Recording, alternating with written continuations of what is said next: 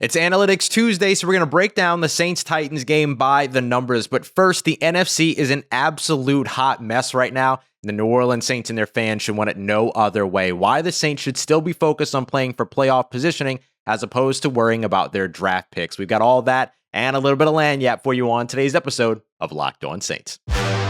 You are Locked On Saints, your daily New Orleans Saints podcast. Part of the Locked On Podcast Network. Your team every day.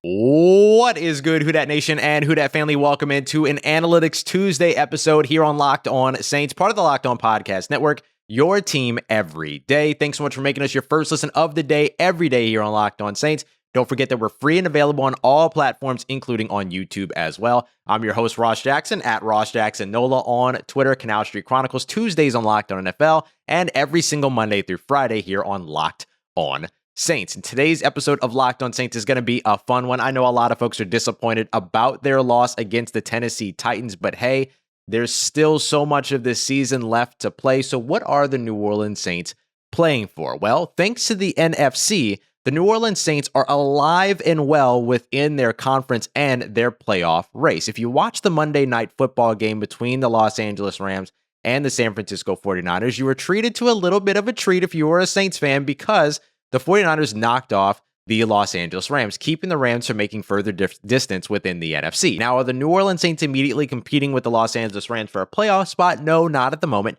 because right now the Rams hold position number 5 or the 5th seed in the NFC, but it is an example of a greater sort of conversation, which is that the NFC is an absolute hot mess right now, and that works in the favor of the New Orleans Saints.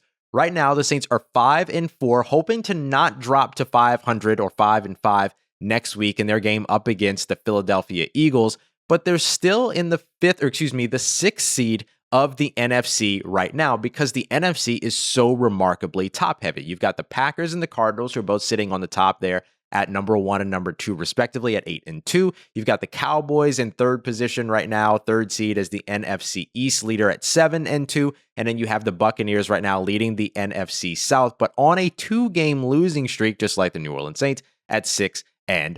So not a 2-game losing streak, but have lost 2 of their most recent games at 6-3. So right now, the Saints at 5-4 are very well in position to continue to compete, not only within their division, but also within their conference. With the Los Angeles Rams at 7-3, they're not exactly out of range for the New Orleans Saints. But the Saints don't really need to worry about climbing into 5th seed or trying to climb even to the top of their division. Their only focus right now should be playing for the playoffs as a whole. And I've heard some folks ask, should the Saints even be playing for playoff positioning, or should they be more focused on their draft positioning? We're going to talk about that in a nice conversation that I had with Norman Locke here in a little bit. But I want to continue talking about the playoff spot and what the NFC looks like right now. Because the NFC is so top heavy with those teams that we just named off, everybody's in the race except for probably the Detroit Lions, who are like 0-8-1. They still haven't won a game so far this season. But you're talking about teams like the Giants, the Seahawks, and the Bears, who are all 3-6, tied at the bottom of the conference with the exception of the Lions, that are all still actually in the hunt at this point and are not even close to being mathematically eliminated. So the Saints at 5-4 are actually in a pretty good position. Now, they're coming off of a 2-game losing streak here, so they have to be able to rebound quickly because this 2-game losing streak can quickly turn into a 5-game losing streak. If they drop this game in Philadelphia, then they're going up against tough opponents at home, with the Buffalo Bills, and then, of course, with the Dallas Cowboys, who are sitting right now at the top of the NFC East, and, of course, at the 3rd seed right now in the NFL. But for the Saints, they're not fully being pushed out of position at this time. Now, we could talk about what they should be versus what they are, all that we want, as in this is a team that could very easily, instead of being 5-4, could be 7-2 right now and playing for the top of the conference, and certainly at the top of their division, its sole ownership over the 6-3 Bucks. But you know what?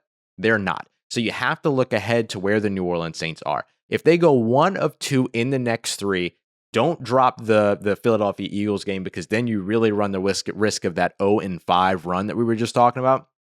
But if you go 1-5 over the next 3, it puts you in a position and gives you the opportunity to finish out strong in some very important December games that should be favorable against the Jets, against the Dolphins, against the Panthers, against the Falcons. There are still some favorable games left on this schedule as we broke down in Monday's episode in our reaction to the Saints' loss to the Tennessee Titans. So this is a big stretch for the New Orleans Saints these next 3 games. Would you love to see the Saints come out of this one 3-0? Sure, but a more realistic outcome is probably 1-2. And if you can push it, and if Sean Payton specifically can stay perfect in holiday games over the past couple of seasons where he's undefeated on Christmas Day, Thanksgiving Day, and Halloween Day, then maybe you get and then you luck out up against the Buffalo Bills, who, hey, dropped a game to the Jacksonville Jaguars at one point earlier this season and not too long ago. So you could maybe walk out of there 2-1 and even in a much better position, but 1-2 to put you exactly where you need to be able to compete in games that you should be able to win later on down the road,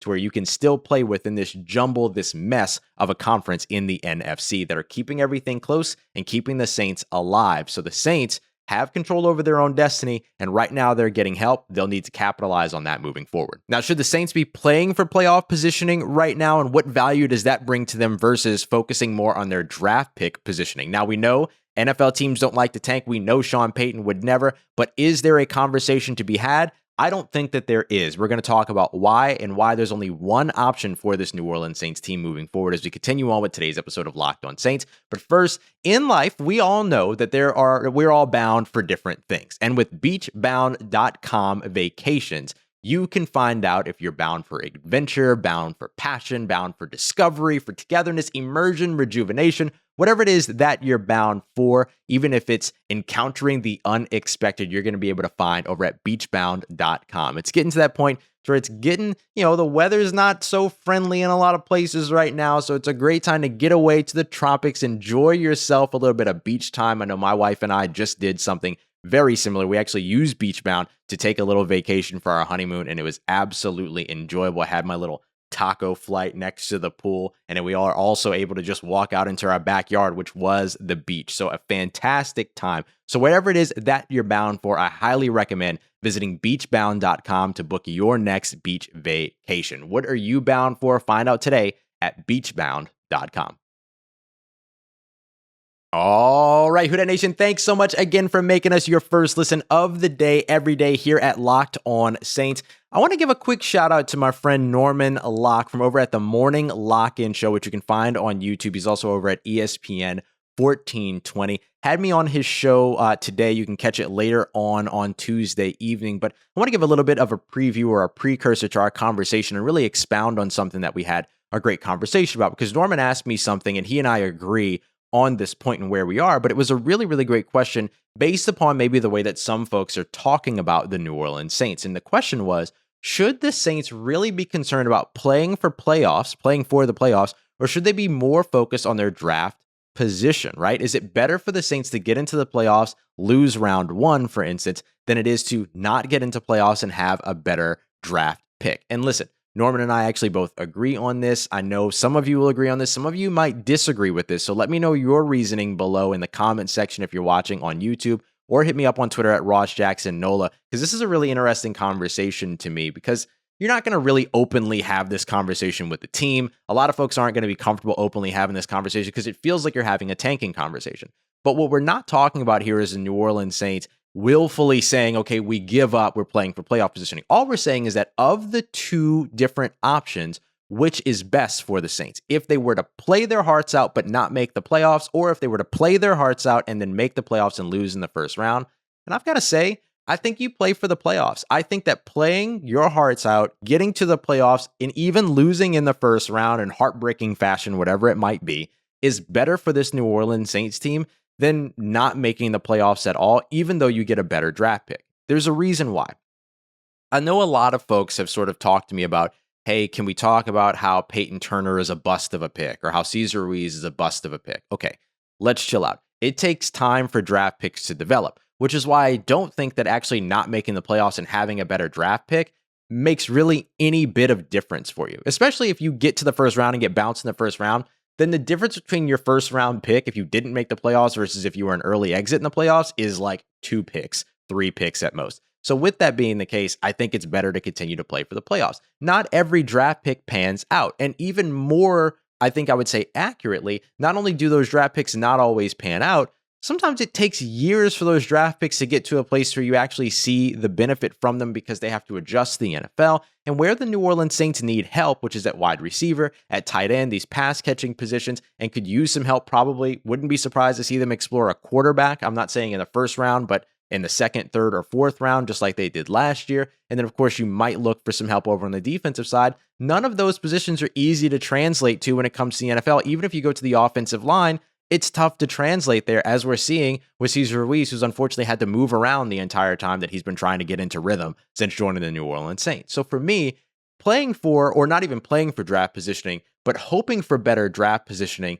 to me is not as impactful as making the playoffs. Because if you can show that you're a playoff team, it grants you a couple of things. First of all, you're more likely to make the playoffs the next year as a playoff team the first year. I know we tend to only pay attention to the teams that weren't in the playoffs the year before, and if they can get into the playoffs the next year, but more times than not, there are more playoff teams in the playoffs this year that were in the playoffs last year than there are those that are in this year that weren't there last year. So continue to make the playoffs and continue your streak so that you can look and raise your odds of being a playoff team again the next season. The other part of all this too is that the Saints might not be a draft pick away, but they might be just a free agent away or a couple of free agents away. Now, this upcoming free agency is not going to be easy for the New Orleans Saints again. Remember, instead of there being a floor on the salary cap this season, there's a ceiling. Now, it's still higher than it has been over the past couple of seasons. If I remember correctly, it's up around $218 million, but the Saints are already about $30 to $40 million over the top of that. So they'll have to do some things to figure it out, but restructures to guys like Marshon Lattimore, or really an extension, or excuse me, no, that's right. A restructure to Marshon Lattimore, restructure to Michael Thomas, restructure to Ryan Ramczyk, and maybe a couple of other restructures here and there. And then you've already taken off like $30 million of that hit. So it's not going to be hard for them to get below where they need to be and in a situation to where they can compete for a high profile free agent, or even if they don't want to compete for a high profile guy, which is usually not the Saints' MO. They don't usually go for those day one free agency signings. You still can compete for somebody and show somebody, hey, we are 1 U away from making a deep playoff run. And I think that's a better situation for them to be because a free agent can bring you more immediate impact, and it gives you the opportunity to increase your likelihood of being appealing to those free agents that can make that immediate impact, as opposed to worrying about your draft positioning, drafting somebody at 17 as opposed to 21 or whatever, and then end up waiting 4 years to see if they're going to pan out. If you're a team that's trying to win over these next couple of seasons, which I think the New Orleans Saints are for various reasons, then I think you play for the playoffs this year. And if you make the playoffs, you can show everybody, hey, look what we did with a completely depleted roster. Imagine what can happen next season when we have you on this team, high-profile free agent. Now, we know these New Orleans Saints are going to continue to play for the playoffs, and they have some winnable games up ahead of them. But in order to learn about where to go, we have to know about where they've been. So we're going to break it down a little bit further, our deeper dive like we do every week on our Analytics Tuesday episode, getting a little bit deeper and into the numbers for the New Orleans Saints loss to the Tennessee Titans. A key missing piece in the passing game this week might have made all the difference. I'll tell you what that is, and we'll look at much more as we continue on with today's episode of Locked On Saints. And as we get into that, I want to talk about a key app that can impact your daily savings. It's the Get Upside app, which allows you, with this free app that you can download in the Apple App Store or on the Google Play Store, wherever it is that you get your apps, it's going to give you the opportunity to get up to 25 cents back per gallon every time that you fill up at select gas stations. You just find the gas station that's partnered in your neighborhood or in your vicinity with the Get Upside app, head over there, fill up your car, and save up to 25 cents back per gallon. That's it. No catch, no contracts, nothing weird. That's all you got to do. And best of all, you can cash out whenever you want. They're going to send you that money either directly to your bank account. You can get it done through PayPal, or you even get it back to you with gift cards like Amazon and other brands as well. And to make it even better, to add on top of that, use the promo code TOUCHDOWN before your first fill up when you download the free app, and it's going to give you up to 50 cents back per gallon on your first fill up. Doesn't get any better than that. It's the Get Upside app. 25 cents back per gallon every time that you fill up at select stations. Some folks are making $200, $300 per month. And don't forget that promo code TOUCHDOWN for that special bonus over at the Get Upside app. Let's get it. Who Dat Nation, wrapping up today's episode with our Analytics Tuesday segment. We have a ton of stuff to get through in this one, so let's just dive right into it. We're going to start off with one of the hottest topics when it comes to the game recap over the past couple of days, and that, of course, is Marshon Lattimore. Marshon Lattimore struggled quite a bit in this game. We have seen him perform incredibly well over the course of the season. You think about what he's done against some of the best receivers in the NFL with a cast on. He gets the cast off, and then he comes out here and struggles a bit against a guy that not a lot of folks know about, Marcus Johnson, who had over 100 receiving yards in this game. Side note, the New Orleans Saints have yet to have a pass catcher that plays wide receiver or tight end go over 100 yards in a single game so far this season. The only Saints player to have over 100 receiving yards was Alvin Kamara in the Seattle Seahawks game with 128. That's a big issue that they'll need to get fixed. We'll talk about by the numbers there. But when it comes down to Marshon Lattimore, he gave up easily 103 yards in this game. 5 catches allowed on 5 targets, 55 yards after the catch. And that was, again, mostly in coverage with standout training camp wide receiver for the Tennessee Titans. Hey, look, a training camp guy finally panning out at the position, and Marcus Johnson not against A.J. Brown.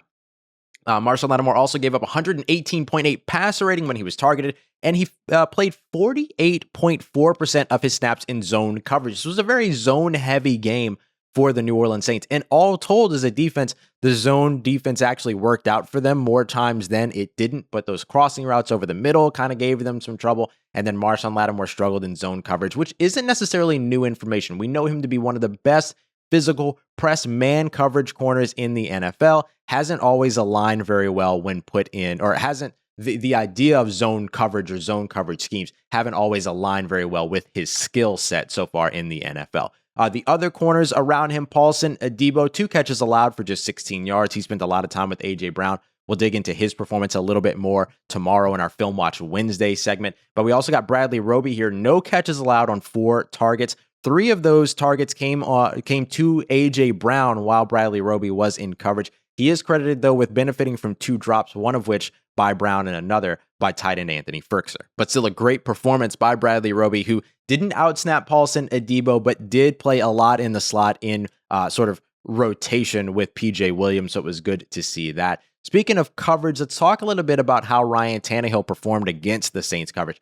Threw for 213 passing yards, with 96 of them allowed in the short middle area of the field. So we're talking about within 10 yards and between the hash marks. 96 yards there on 6 of 7 passing. That was a very, very weak area for the Saints. That's something we're going to dig in a little bit more on as well in tomorrow's episode, because I need to see the film in order to know if it was something to do with the zone coverages, right? If it was scheme driven, that area was left open, if it was traffic discipline with all of the crossing routes that the Saints struggled with, or if there was something else going on. So we'll dig into all of that. But all told, over the middle of the field, regardless of depth, 8 passes caught on 10 targets for the Tennessee Titans for 152 yards. The Saints were just eaten up in that area of the field. But play action might have had a little bit to do with it as well. And look, the Titans played zone on their side very, very heavily, as we expected, and it worked in favor for the New Orleans Saints passing game as well, at least for the most part. Now, the touchdowns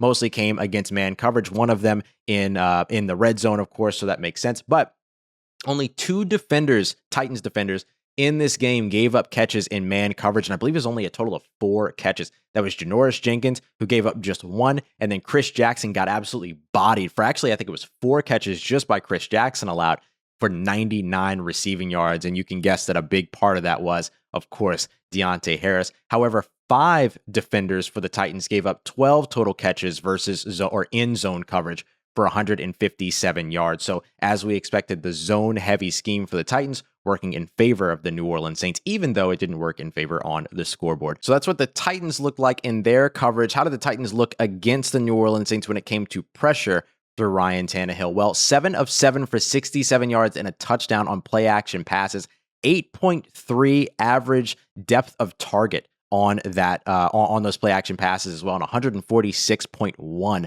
pass rating as compared to an 82.5 pass rating on standard passes, and only throwing for about 4.5 yards of depth per target on standard passes. So the Tennessee Titans benefiting from play action just like we expected. Tannehill was pressured on only 9 total dropbacks. 2 of those were sacks, but other than that, he was able to get 7 passes off.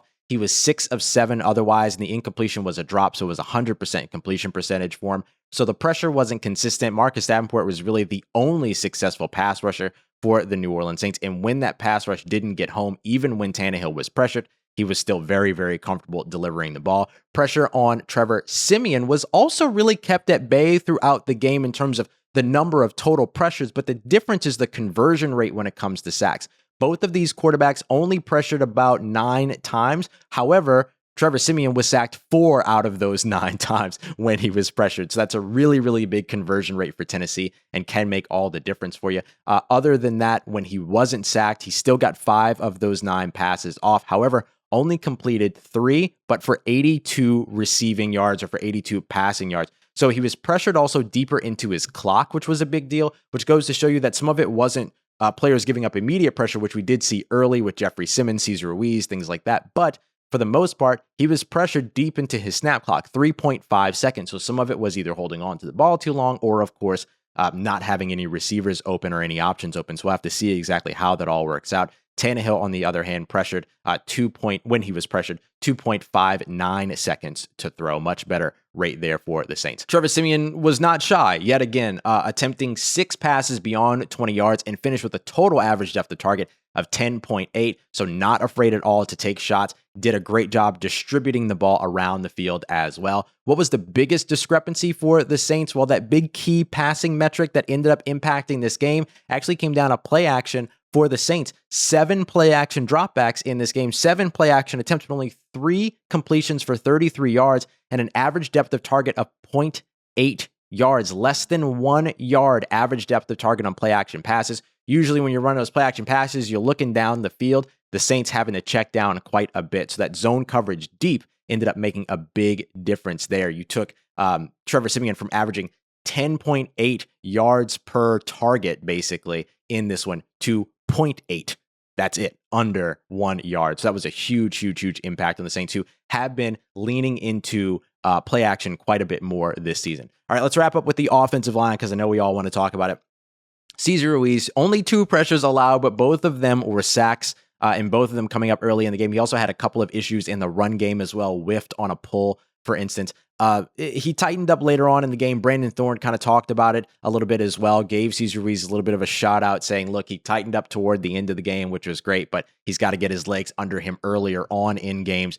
Thorne believes that Cesar Ruiz is going to be able to turn into a good offensive lineman and a solid offensive lineman, but gave a ton of praise for Calvin Throckmorton, the undrafted free agent gem out of Oregon who can play anywhere you put him. He had himself a nice performance at left guard, making the start there with James Hurst having to move over to left tackle with Teron Armstead out. He only got 1 pressure allowed by James Hurst, who was in for Teron Armstead, by Calvin Throckmorton as well as Eric McCoy. The thing that Eric McCoy really needs to clean up, though, penalties. 5 penalties in the last 3 games, had 3 of them actually against the Atlanta Falcons and 1 of them in this game. The Saints penalties all told, something that need to be cleaned up. But on your offensive line, you want that play to be fundamentally sound, but penalties along the offensive line tend to be some, mental processing issues. And then of course, also holding penalties, things like that can end up really, really stifling drives for you when you start to get into enemy territory. We saw that up against the Atlanta Falcons last week. All right, family, those are the numbers like we do every Tuesday. Tomorrow, we're going to dive into the film and we're going to be joined by one of our friends from over at WWL for our WWL Wednesday segment to help break down a little bit more about this Titans loss, put a bow on that, and start to look ahead